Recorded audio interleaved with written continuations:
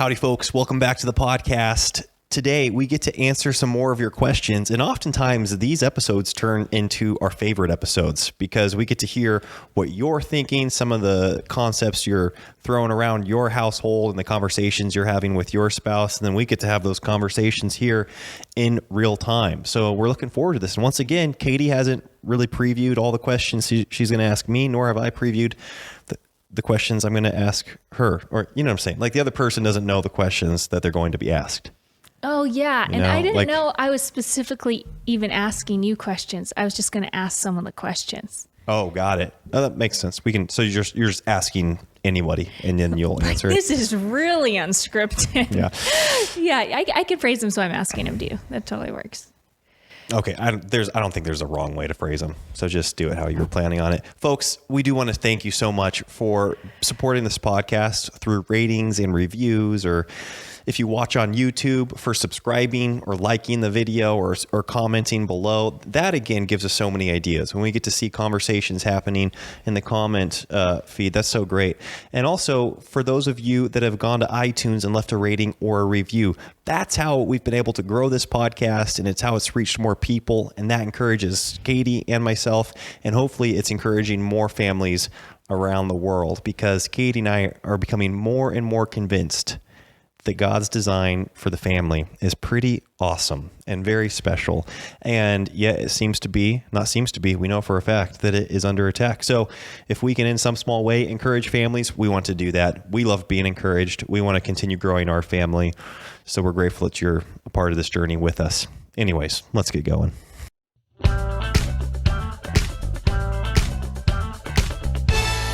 Now That We're a Family podcast. Okay, so I'm going to kick it off here. We're just going to dive right in, and we're going to talk about circumcision first. Okay. Man. So what's funny is we've gotten so many questions about circumcision, and so I'm not even going to read like one specific one off because there were a lot of them. I think it's funny when we announced we were having our fourth boy, though. It kind of makes sense that you guys are all asking what we're doing, because I was like, where are all these questions coming from all of a sudden? Yes. And we aren't going to like specifically name names and share super personal medical history with our kids. Yeah. You know, like so-and-so is this, so-and-so doesn't. We've had kind of an array of situations going on. An assortment. Yeah. But I guess, if this is helpful to you guys, then we'll talk about it. So we'll just tell you where we're at, right? Elisha, do you want to say what your thoughts are on circumcision? Sure. And for those that maybe have a strong conviction about this, this might be an anticlimactic answer, because I don't know where we're at conviction-wise. Maybe you can share, but I currently don't have a strong conviction one way or the other. Circumcision is kind of like a secular, we made it secular. What I mean is we didn't have a lot of spiritual reasons to circumcise or not circumcise based on what we read in the Bible. It was just kind of a practical decision for us. Yeah. So I'll share my medical history. So I was circumcised as a baby, and it's just, it's what I knew. And so I guess I didn't question whether or not we were going to circumcise when we started having kiddos. And that kind of led to, like you said, a variety of results. Like the modifications vary in the males in our home. And so we started out thinking, okay, we'll circumcise because we want the boys to just look like their daddy. That was basically all of our, I read up on it and I couldn't find real definitive evidence either way here in the 21st century. The arguments seem pretty split on all the sides. And so we were like, well, let's stick with matching. Yeah, exactly. We went down the road a little ways and we had a new kind of circumcision, which we had no clue there were different types of circumcision. Yeah. And this one is basically a half job. Yes. It's only a little bit more than a ripoff, really.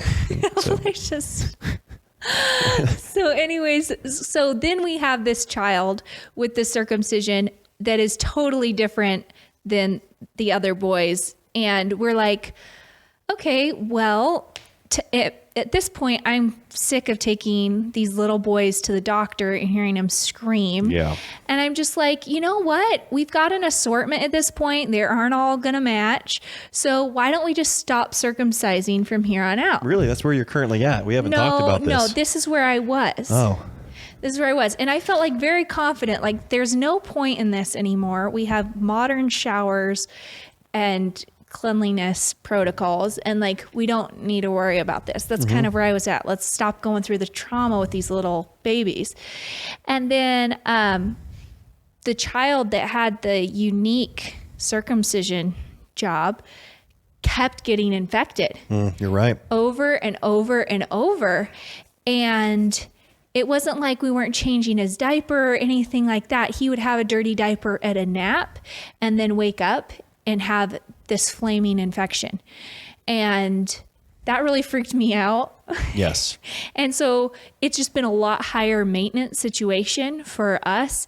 And so at that point, I went back to like, okay, I read some stuff on how many adult males have to end up getting circumcised later in life due to, you know, just complications or infections or stuff like that. And I just, at this point, like with this one, I'm just like, okay, we might as well just do it when they're babies and call it good. And maybe, that's where I'm at because we've had the troubled child situation. Yeah. And hopefully, again, you know, we probably won't go back to the same doctor that did kind of the discount job. Like, I don't want that one. No, neither do I. The new style. He said it was the new style. Yeah. He called it something. I forget what it was called, but he explained the whole thing, and we're just like, yeah, we get it. We have. Come to find out, though, because this is the deal, especially with circumcision doctors, is you don't want to go to the discount circumcision doctors because a lot of times they end up working for tips. And so, you know, you got to go to the more high-end ones. Okay, we can cut that out. Anyways, I think I'm on the same page with you on all of that. Right? Yeah. Yeah. I mean, I've looked into all the holistic reasons not to, all the reasons to, and we're just kind of like, you know, at this point, we're going to go with what has been the most straightforward for us. Yeah. And obviously, you know, circumcision is talked about in the Bible. And so I'm sure there are many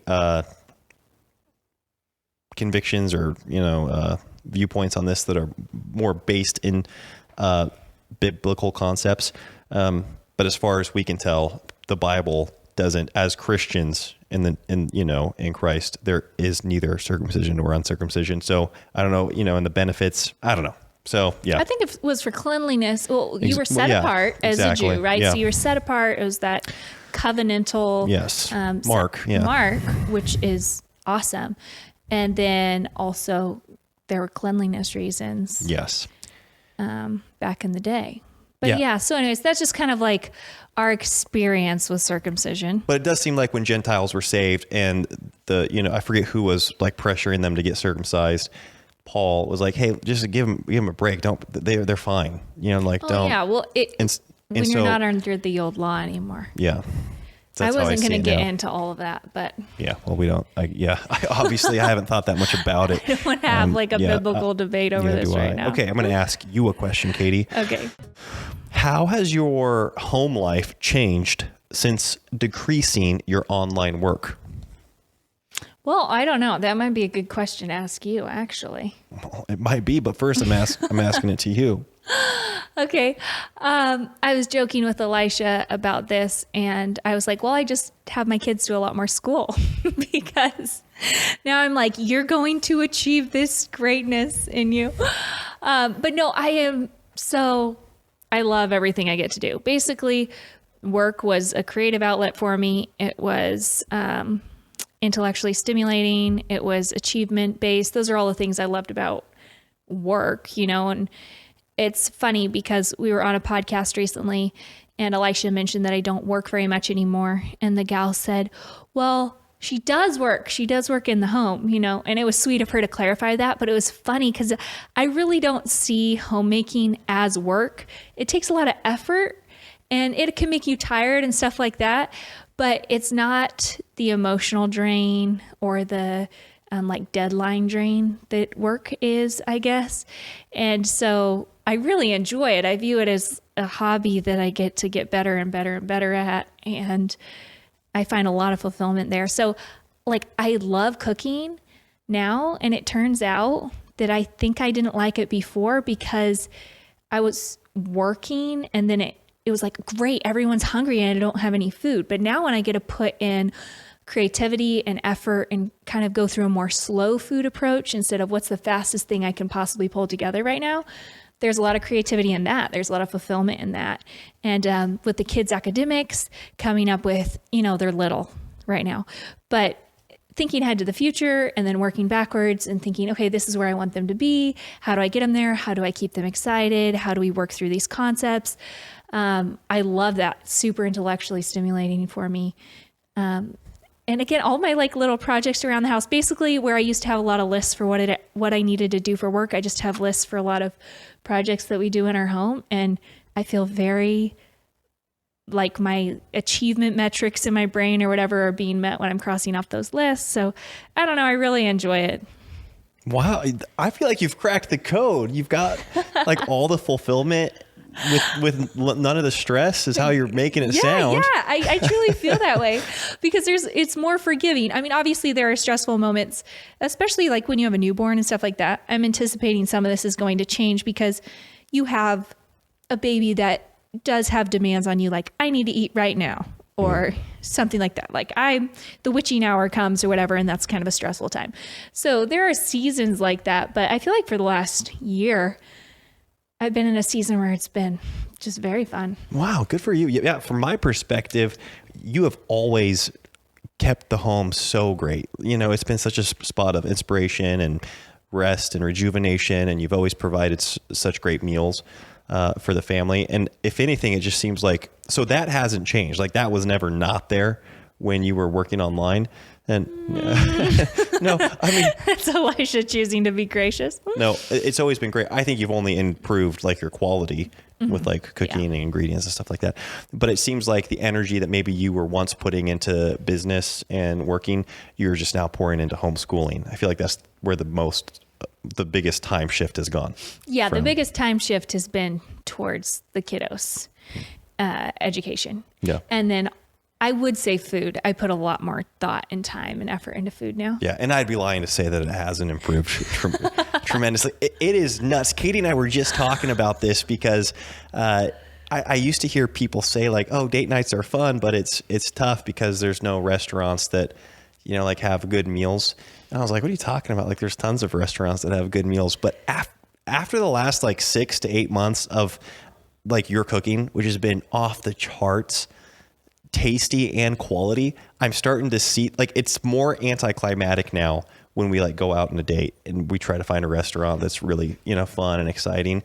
So yeah, I really feel like I eat like a king at home. It is so good and it's so fun. It's interesting. And I'll tell you what, it's a luxury. Oh, thank you. I do feel it is a luxury and you do a good job providing good groceries for us.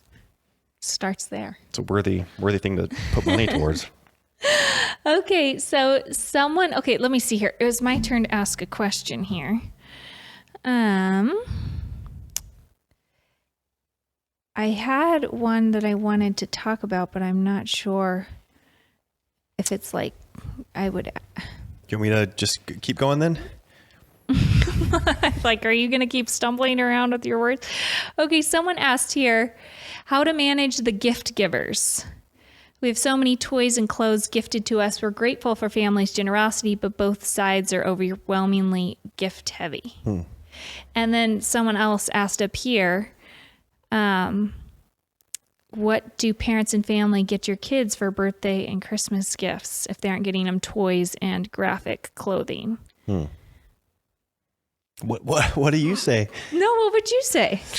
Well, we haven't really been put in that situation before, so I can't speak from experience because your parents and my parents and grandparents, for that matter, give such practical and helpful and tasteful gifts, which is a huge blessing. They give quality clothes or books. There have been a couple toys that have snuck into the home, but they're so few and far between. it's not hard for you and I to let the kids like just kind of have that be their thing for that moment. And we keep it in the house. We haven't had to like throw out, I don't think, any. I have. Oh, you have? From family? I have from family. Oh, from family. Okay. Yeah. Yeah. So just a couple times though. Okay. So yeah, I would agree with everything you said. That's like our norm. But I would say I don't hesitate at all if we get something, you mentioned like a graphic t-shirt or whatever. We got this one graphic t-shirt and it was like such a surprise because that never happens. And I just put it in the giveaway bag right away and didn't let the kids get attached to it. And there were other things for them to enjoy. So another thing that we might do if we do get toys or gifts, or even I will buy toys and then like regret it. Oh, for sure. Like I'd say that happens way more than the gifting. I'll bring stuff into our home and be like, this is a piece of junk. Why did I think this was a fun idea? Yeah. Yeah. And then there was, I think one of the kids, sweet friends came to a birthday party a little while back and they brought this battery powered, I'm not going to say what it was. Yeah. But, battery powered toy. Yeah. That was the favorite. Yeah. It was a favorite. And I was like, we cannot live with this thing at all. And that thing went in the trash quickly. But yeah, as far as like family members or consistency, we haven't experienced this. So I don't know. I mean, I think that if they hopefully see your values, then they can start to be more sensitive to that. Like if you're really living out the values of more classic, clothes and styles and, trying to be more of a minimalistic environment in your home. It seems like they would hopefully catch on. Yeah. But if they don't, this is what I would say. Don't hesitate to just like let your kids enjoy it for a little bit and then they don't see it again. And they're like, where did it go? Just give it away. Just give it away. Like you don't have to keep something just because it was a gift. The blessing, they get the gift or they get the blessing in giving you the gift and seeing the child light up and the child's excited. Let them play with it for a good solid 2 weeks or wear it for a solid 2 weeks. And then it's just like, it's gone and you just took it away. Yeah. That would be my advice. And we have done that. Yeah. And I mean, maybe grandparents are like looking forward to coming over and seeing their kids playing with the toy they bought them last month. I just like a softie. Well, no. If you have an influx of all this stuff, though, you just got to give it away. Yeah. And I will say one of your sisters is really good about this because she has someone who's constantly bringing gifts. Got it. And she just does a good job of letting the kids play with it and give it away. And I've been really inspired by that. Nice. There you go. Not keeping it in the example. home. Yeah, I have. I tell you what, though, I am grateful that we don't face that because I don't do well when there's a ton of plasticky, battery-powered, loud toys. Yeah, another thing is you could just take the batteries out. That's what my mom always did. That's what we did with this one toy for a while. We let them play with it, but we just took the batteries out. Like, here, go have fun with the toy. Great. Okay, was that yours? Did you ask that one? I did. It was just, but I know I answered it too. See, I didn't pick mine based on specifics. Again, I didn't. Yes, we're just asking. We're just bringing up questions that have been asked. Yes. So, okay, that's good. Okay, I feel like there was 4. I wrote down 4 questions that all kind of seem like they have the same theme here. Does that make sense? Maybe I'll read all of them. Does that sound good? Okay, sure. Do you ever get tired of trying to be so intentional? How to practice, so that was one. And then the other one was how to practice more self-discipline. And the other one was, how do you balance it all? I find myself implementing, then failing. Then another one was, do you guys ever relax or what do you guys do to relax? It seems like you're always so productive all of the time. So again, those aren't the same question, but I feel like there's kind of a theme, wouldn't you say, with all of these? And first off, we do relax and we do rest. That is a necessity of life. I mean, I think that the implementation of the Sabbath into our life has been one of the most life-giving and just uplifting things that we've ever implemented into our life. And that is like a definitive 24-hour rest period that is truly rejuvenating. And I think something else that we've gotten better at is identifying what is actually rejuvenating and what is not. And so a lot of times I think that we will default to things that we would categorize as relaxing that are not rejuvenating and they're actually not life-giving. And so for us, that could be, social media is like the most obvious one. There is nothing rejuvenating about social media, about scrolling or about, even like the YouTube feed. And so that was an easy one to identify a couple of years back where we're like, this cannot be a part of a rejuvenation day or of a period set aside for rejuvenation. And then really just anything we've found that is pertaining to a screen. It can be relaxing sometimes and maybe even rejuvenating to watch a good movie. And so we'll do that. But kind of like the frivolousness that can oftentimes come from being on a computer is not rejuvenating and life-giving. And so I know that this sounds like we're taking all the fun out of relaxation, because I think that that's how I viewed it before is like, well, boy, I just want to be able to, what if I want to scroll, social media, or what if I want to just, like watch a game or do something that's on a screen. But then when I started reaping the benefits of true rejuvenation, it made me fall far more in love with that type of rest. What about you? Yeah, so you really train your appetites. And when we have these cravings, it's like when you have cravings for unhealthy food, you just want more and more and more of it, even though, it makes you feel poorly. Where when you start to eat better, then you crave that more and more and more. And you realize, wow, I'm not even craving the junk over here. And I feel so good. And I think of that when it comes to intentionality that was mentioned on here. I think that the more intentional we are, the more we can actually find things that are truly restful for us. Like, it's funny, this is going to sound ridiculous, but I got up early this morning. We were up till midnight last night working on, I don't know. Were you going to reveal we have something new so program? fun coming. I don't know. I don't know if we're going to reveal it on this podcast or not, if it will be out. You guys will see an ad on the podcast when it's ready. But anyways, we were up till midnight and I was laying in bed and I was like, the number one thing I need to do tomorrow is get up early so I can go on my walk. And it's sunny right now. It's summer. It's beautiful outside. And so that's something that I know when I go and I walk for an hour, I just feel so rested and so rejuvenated. And it's way more restful to me than sleeping. And so there's things like that. Like, that's why we've gotten so into reading books, is because of all those other things that you mentioned. We realized, oh, this is coming at a cost. We're more fatigued afterwards. So that intentionality sets you up to be able to truly rest. And reading a good book is not work. It is entertaining. It's enjoyable.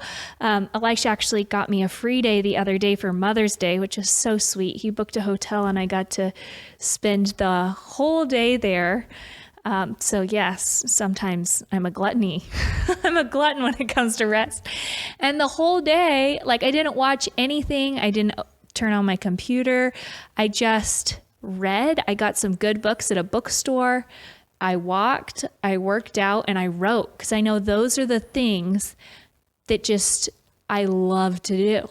And there's no side effects to any of that kind of rest. And I just felt like I came away with so much clarity, so many new ideas, so ready for like the world to hit. So anyways, I don't know. I feel like you read off so many things there that I would have answered differently. Sure, probably. I'll break them down. That wasn't fair. I don't know why I put those all in the same category. Well, I do want to say too, kind of together. So rejuvenation is a big deal that I think Katie and I have both identified. She said some things that are truly rejuvenating. You said there's no side effects to that kind of rest. Now, when it comes to leisure or just relaxing, I think, because I categorize relaxing and rejuvenating in different ways. I will say a regular part of my evening routine, even on like our ultra structured, highly productive days, there is set aside time for me to relax and stuff that I still enjoy. Sometimes, whatever, whether it's too much or not too much, I still enjoy following sports.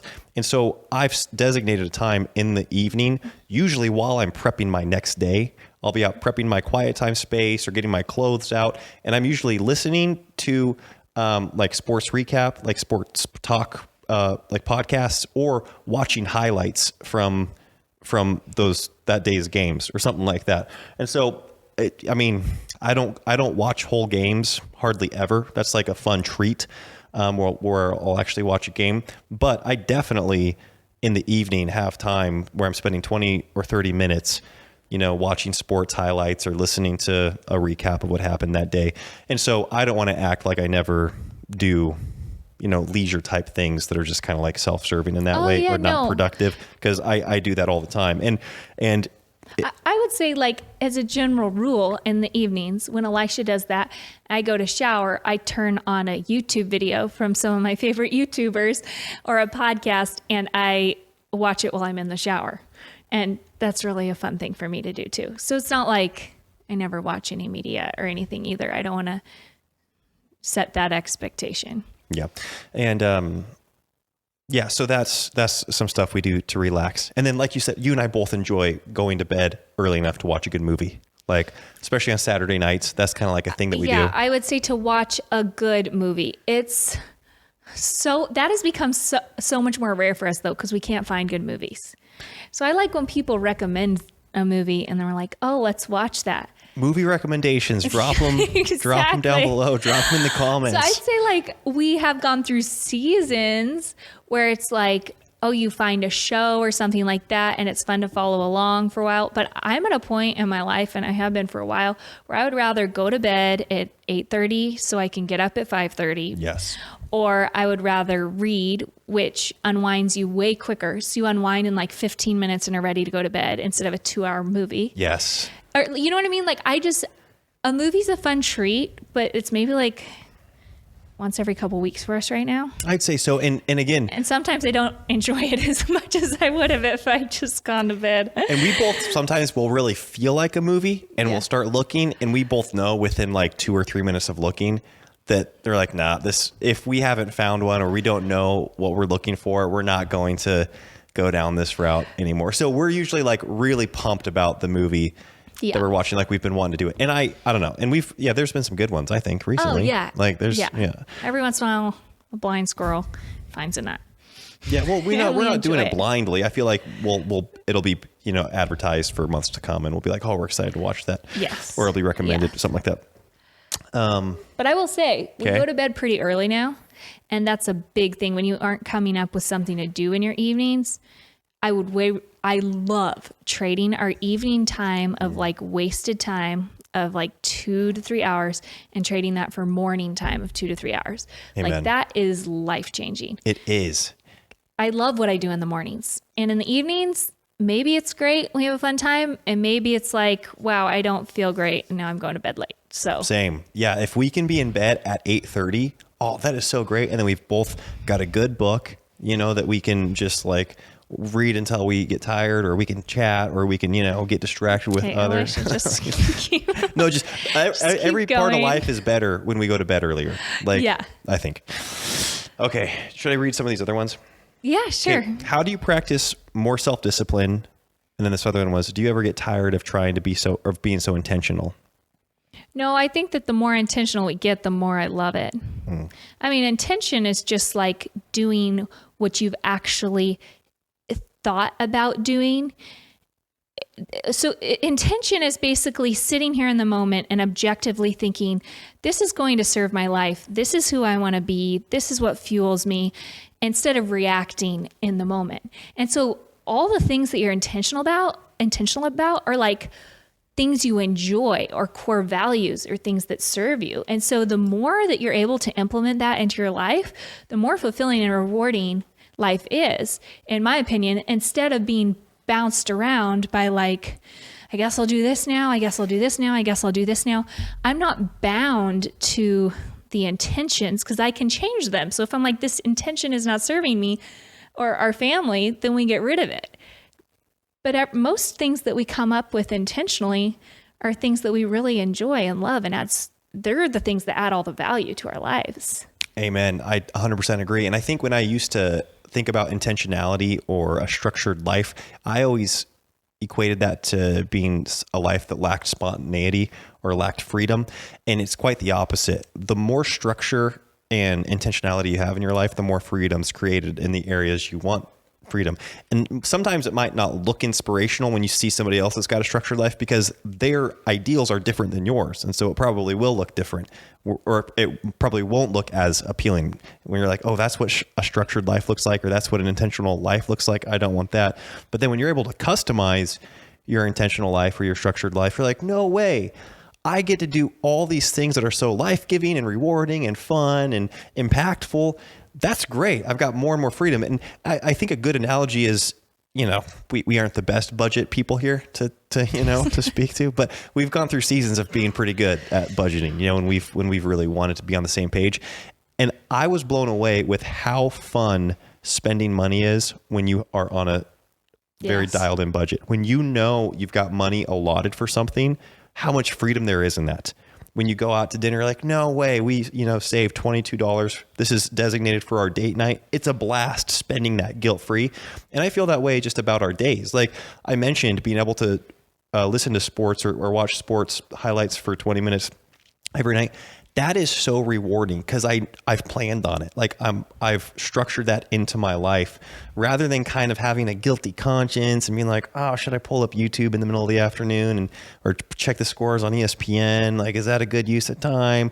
Now I just get to, with a clear conscience, enjoy it because of the structure that we have in our life. Yeah. And it's things like, okay, when you know exactly what you want to get done in a day and you get those things done, and it's like Elisha, I'll call him up at work or he'll call me up and be like, hey, what if I came home at 3 and we all go on a family bike ride to the river?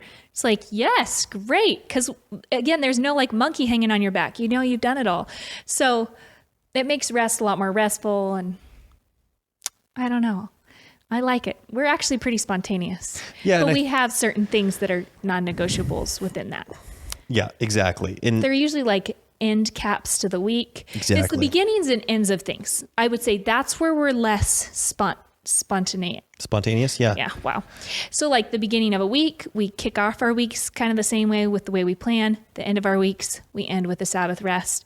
Our mornings, Elisha and I are very structured with our mornings and our evenings. Yes. And those really help us set up our days, but our days can be pretty fluid within that. Yeah, exactly. And the fact is that there is a lot of spontaneity out of the nature of, because I think if Katie and I were isolated and there was no other people in our life that we cared about, we would create a very structured life that like didn't have a lot of margin for everybody in the world, right? But we value people, we love people. Yes. And so we've definitely structured in spontaneity into our life because we've got family members bombing through Coeur d'Alene unexpectedly all the time. I mean, just this week, actually, I've got a sister and a brother that are coming through town, and we want to be able to, drop everything, get lunch with them, have them come over, meet them for coffee, go for a bike ride with them, go to the lake with them. And so the more we can count on like our morning time and our evening time or our Sabbath or our Sunday planning session together,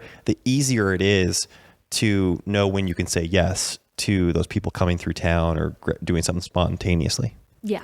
Yes, absolutely. That's good. Okay, Elisha, do you worry about boys and girls sharing their rooms together? How to navigate that? Yeah, I think we're pretty thoughtful about that. I mean, I'll just answer it for myself, and then you can answer it. I think it's something that I've been conscientious of since having, a daughter. So we've got almost 4 boys now, and then our daughter. And I want there to be some healthy separation and privacy, especially as they get older. I mean, we do that now even, and I'm grateful for that. Leon's 6, Lucy's 5. And I'm grateful that we've got Lucy in her own room and the boys in their own room. And I want to be able to really lean into that, having their own space and privacy. That's how I grew up. And I think that it makes you... Yeah, your family had a big boys' room and a big girls' room. Yes, exactly. I think it just helps from an early age establish that clarity in the difference. Like, you just know there was like this healthy respect of females from a young age of like, oh, they're different. They need their privacy. Like we're in the boys' room here. Like it was very definitive in my young age as to like boys and girls and the gender difference and stuff like that. Yeah. So I have a little different experience growing up because we lived in some very small homes with 11 kids, and my brothers were kind of interspersed within all of us girls. Like, we were mainly a girl household. And so because of that, at one point we lived all of my teen years, we lived in a 3-bedroom, 1,800 square foot cabin. And so there were 2 rooms, and they were pretty small. And so it wasn't like we could fit 8 girls in one, and then the 3 boys were going to get their own. When we moved in, I think there were only 2 boys. So it didn't really make sense. So the walk-in closet was turned into the boys' room, and they actually slept on the floor in sleeping bags. But like during the night, they'd always worm their way out and end up on the floor in the girls' room. And that was just kind of like how my family made it work. I know there's a lot of big families that the boys and girls share rooms out of necessity. I don't think it's super ideal. I think it's really awesome when you can have kind of a boys' wing and a girls' wing. And that's what we would like to do in our home. But I think being in tune to your kids' developmental stages too, because at this point, the boys, we had little boys in a older girls' room. Does that make sense? We were all kind of more like mother hens to our little brothers. It wasn't like I'm 12 and he's 10 or something like that. Yeah. You know, like I would be way more on the alert if the kids are really close in age and they're young and curious and all those things.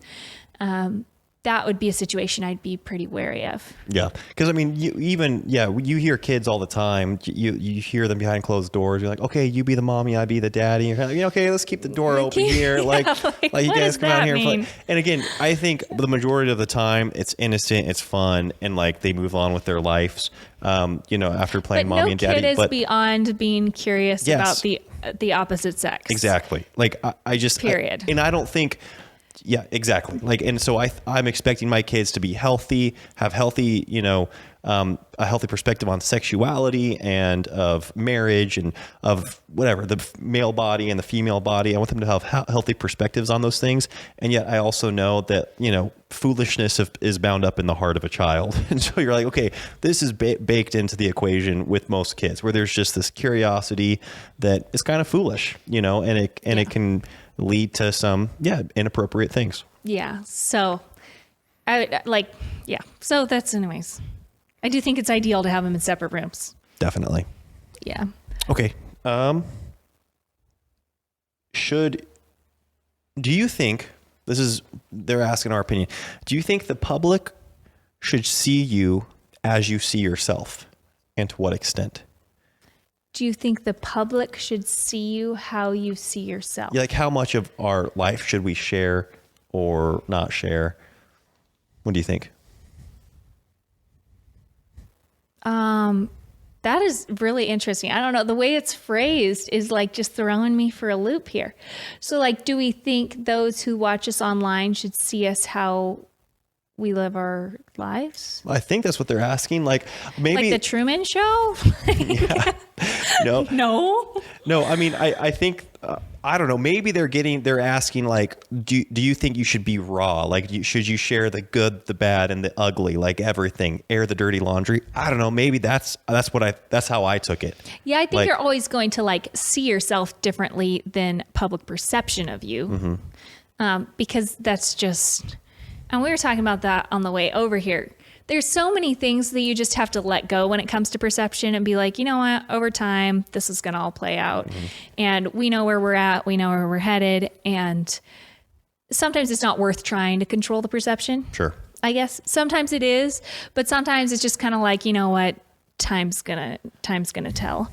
I definitely don't think, I mean, whenever you're putting a camera in your home or you're having someone into your home, like say we invite you guys over for dinner, right? And my kids are not going to be running around in their underwear like they were 2 hours before you got there. Yeah. And my house is going to be clean and I'm going to have makeup on and the house is going to smell good. And because I am rolling out a carpet of hospitality for you. And I think that is something that is healthy, is this hospitality aspect of communication and having people into your life. And so to me, that's kind of that's what we see, what we do online is kind of a form of hospitality. It's not like like people might have different goals when they go online. Like maybe they're looking for friends. And so you want to cry with your friends. You want to tell your friends everything that's going on in your life. You want to, have that support when you're going through a hard time or something. So they might have a different goal when they go on social media and are sharing their life publicly. And so they do want to cry and share their heartaches and all those things. We have like in-person people we do that too. It's something that you know what I'm saying? Yeah. And even with that, that's not our style. Like we're not like big time criers or get with people and just talk about how hard life is. Like if we're going through a hard season, we talk about it with each other, and we might seek counsel from one or two people that we really respect if we're like running up against something. And it's usually one of our parents, and it's like a phone call, and it's And I'm not trying to say that we're like not emotional people. We are, but it's with each other. It's usually But neither one of us are prone to like wanting we don't want going back to like if we had you over for dinner, we wouldn't want there to be like a part where we're crying, you know, like where we're just like getting so vulnerable. Again, if that happens, so be it. But that's not like something that we wouldn't consider that like, oh, we really got real tonight because we were crying. Like, I don't think that being real has to mean like crying and like I don't think being that's all like vulnerable. Totally what the question was saying, but I think you could be honest without while keeping people like I'm being honest to this point. I'm not. You know, there's things that Elisha and I have between ourselves that we don't talk about with our parents. We don't talk about with our kids. It doesn't mean we're not honest with our kids. We are honest with our parents. It's just there's stuff between us. And I think each relationship has that. Just straight up. There's things we talk about with our parents, but we don't talk about with our siblings. And that doesn't mean we aren't being honest with our siblings or being who we are with our siblings. There's different depths to relationship that are healthy. And so I do think we're 100% who we are, for instance, with you guys, with our listeners. But that doesn't mean that we're going to tell you everything. Yeah, exactly. Because of the nature of the relationship. Yes. Right? Yeah, I think that was well said. And I do think that the whole hospitality analogy is, or it's not really analogy because I think that's what it is. I think it's just the best way to put it, because I would not consider it strange if people had us over for dinner and we came over and they had, you know, clean the kitchen before we came over, or, you know, set the table nicely. If anything, like if it's a little nicer than what they would typically do on a family dinner night, I'd be honored. I'm like, oh, that was thoughtful of you to put forth more effort. Respectful. Yeah, I feel like I'd feel respected and honored in that way. Now, if something happens in the middle of the week and we need help, and so they're like, hey, can you swing by and help us? I got to move my wash machine. I'm trying to move it. Can you come by really quick? And a friend comes by, like, and it's middle of the day and our kids aren't dressed up as normal, you know, and there's a little bit more like the yard's not picked up like it was when he came over for dinner. I think they would get that context too. They'd be like, this is different. This is a spontaneous thing. And a family in the middle of the day is different than a family in the evening when they invite somebody over for dinner. I would just say in our home, a family in the middle of the day is just different than a family in the evening. Yeah. You know, like our house is picked up in the evening, middle of the day, it's not. So, and what I'm saying is that I don't think that friend is saying like, oh, now I see the real you. I see what you guys are actually like in the middle of the day when you're not prepared. They just get the context. All the toys out in the yard. Yeah. Yeah. And so anyways, like, yeah, if people met us in person, like we would be the same people. And like, hopefully we've met a lot of you guys in person. And it's like, but then would they also see things that we haven't shown online? Yeah, probably too. You know, like there's probably conversations that they haven't heard us have before and whatnot. So yeah. Yeah, so I don't know. Okay, I don't know how long we've done this. This episode? I'm going to have, let's see here. Okay, let's do 2 more real quickly. Okay. How do you handle Sabbath when you plan to travel? Any guilt if you can't take it? Yeah, I don't think I've ever felt guilt for not taking a Sabbath. No, we don't. We just get bummed out. We don't get to take it. We do. We do. We really feel like the blessing of the Sabbath. You know, that Sabbath was made for man and not man for the Sabbath. We're like, boy, this is such a gift from God. And so I don't feel like we've let God down. I don't feel like we've let anybody down when maybe myself. It's like, myself down. And the kids will be bummed out when we don't do Sabbath, which makes me really happy that they enjoy it that much. But when we travel, like when we're with family or stuff like that, we do Sabbath when we're home, but when we're traveling, which is a lot through the summer, we don't do it. And we just catch it next time it comes around. Yes. And make sure to take advantage of that. I think it stems from what is your why? Like, why are you taking a Sabbath? And that would determine whether you feel guilt or not. Do you feel pressure? This is to me. Well, I can ask Elisha too. Do you feel pressure to bounce back quickly after having each baby physically? I don't feel that much pressure. Elisha's never had to bounce back Should any time in his life. He just works out every day and looks perfect. So no, I don't feel pressure to bounce back quickly based on anyone. I like to, when I say bounce back, I like to feel good as quickly as possible as soon as I have a baby. Because for me, I like to feel that way. And I just feel more confident and all those things. So I really feel no external pressures. But I think it's funny because I put a lot of effort into like my clothes and my hair and all that stuff like 2 weeks after having a baby. And it's funny when I look back and I'm like, why was I doing that? It's totally perfectly acceptable to be like still in your pajamas at that stage. But I think I'm so ready to just be like, I feel normal. I'm in clothes that fit, even if they're bigger. And I just want to feel good. That's good. Yeah. Yeah. Like it's not fun for me to not feel good. Mm-hmm. But as far as like, as long as it takes my body to physically return to where it was pre-baby, it's been longer with each child and I'm less stressed about it with each child. You know, my first, I was just like traumatized. And the second time I was like, it's going to happen. Third time, you know, the drill. Fourth time was like, okay, this is like 2 months longer, but in the big scheme of things, it's not that long. Yeah. So like, I'm not stressed with this baby. I know what to do. And I know that eventually I'll feel back to being healthy and strong and all put together again. So that's good. Yeah. I like it. Well, real quick, you know, this was another one that I asked in that whole like onslaught of questions that I thought were the same question. No, but how do you balance it all? I find myself implementing, then failing. And I just think when it comes to anything that you're trying to improve in your life, you know, self-development, you know, personal development, self-help, everything in that category, there's a lot of stigmas around it and there's a lot of platitudes and kind of like cliches. But I think something that Katie and I have found so helpful, because first off, the concept, like, should we improve ourselves? I think we should. Like, should you become legalistic about it? No. Like we are, as far as being a Christian, we are positionally righteous before our King. Thank God, because of what Jesus Christ has done. Now, I think there are modifications that we can make in our life just to make our life better. Like even set like spiritual, like there are definitely ways that we are called to grow as Christians. But then I think that there are ways that we can choose to grow in our practical life that maybe you might not be able to point to a Bible verse that are just helpful in life.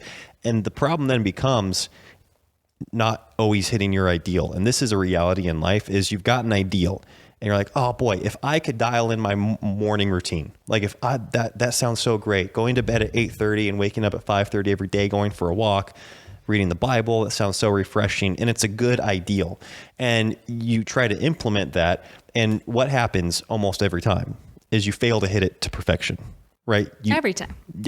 Well, you don't, meaning like you're not going to do it 7 days a week. I don't know of anybody that does that. Like, you're never going to hit that perfect standard. Yes, we don't do it. And that could be in your weights that you're trying to lose. It could be in the workout regimen you're trying to implement or the diet that you're trying to bring into your home. You've got this ideal and then you fail to hit it. And so all you do is you look at the failure. You're like, well, big fat failure that I am. You know, why did I just do this to myself? And that's all wrong, because what you need to be measuring is the progress that you made. And so Katie and I, again, this is vernacular that Katie grew up with that is so accustomed to us because it's part of your father's coaching, you know, him coaching entrepreneurs. And it is remarkable to hear from people that are so successful, like people that are so much more successful than me when it comes to the business realm, and how they are so prone to only seeing their lack of what they, the gap between where they are and where they wanted to hit, like their failure to hit their ideal.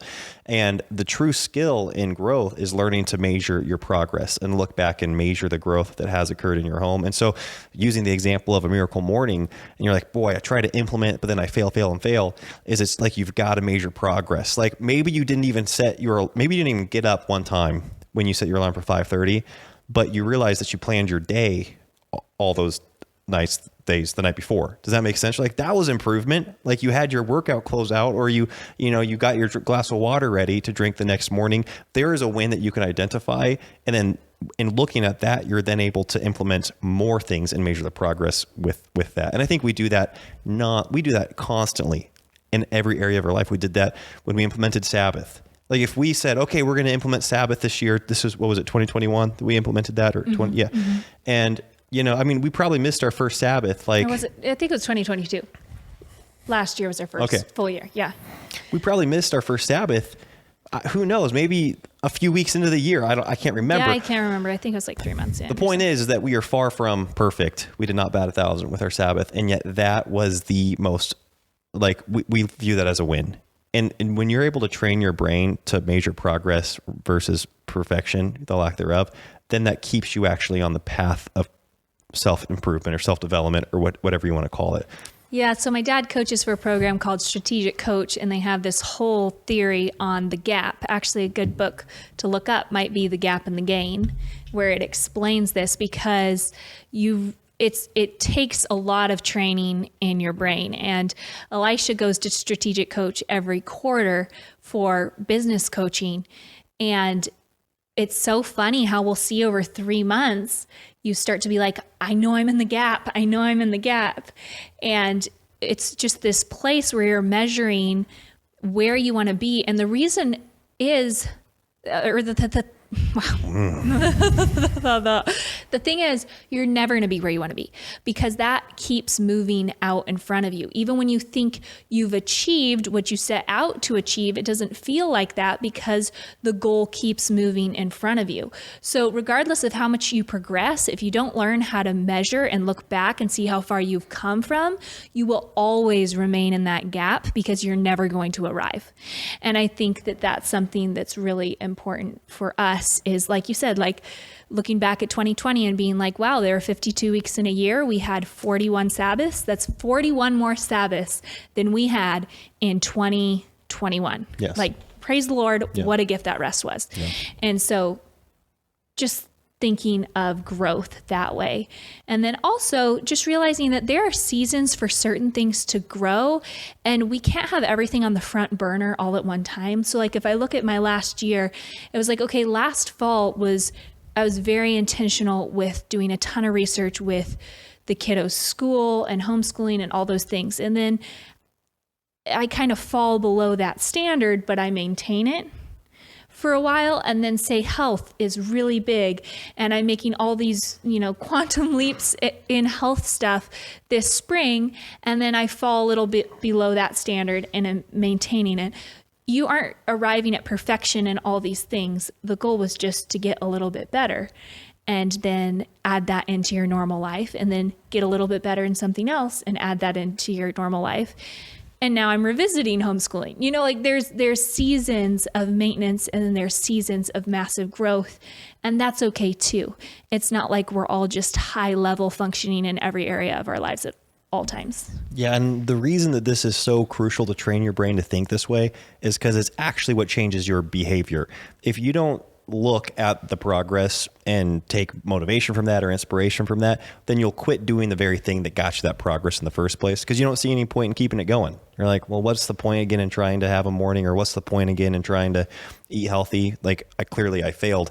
And then you become that person that I know I've been, where you have the New Year's resolution and then you just bail altogether right after 3 weeks. And everybody knows about that. Or you're on your Bible reading plan and you bail, 4 weeks because you got behind, versus saying, oh, if your goal is more like, I want to, because as Christians, I think the goal should be to continue to grow. Like, we want to grow in our faith. We want to grow in our marriage. We want to grow in our ability to be parents. We want to grow in our effectiveness in the community.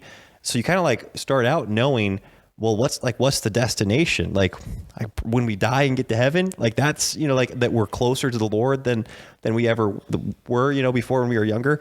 And so when you realize there really actually isn't a solid destination in any of these things, you really do need to embrace growth. And the only thing that's going to keep you growing is your ability to measure your progress. All right. I think that's it for this Q&A, right? You're looking, you said, let's wrap it up. And then you're looking at your list. No. You have any more questions? No more pressing ones. Crossing them out as we go. I am. This is the problem with Q&As is you guys ask so many questions that are so fun to answer. And then we could just sit here all day and blah, blah, blah. Anyways, thank you guys for asking your questions. We'll talk to you next week. Bye. Bye-bye.